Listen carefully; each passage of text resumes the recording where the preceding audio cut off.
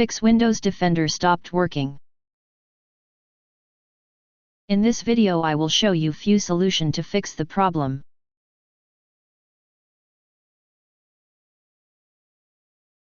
Fix 1.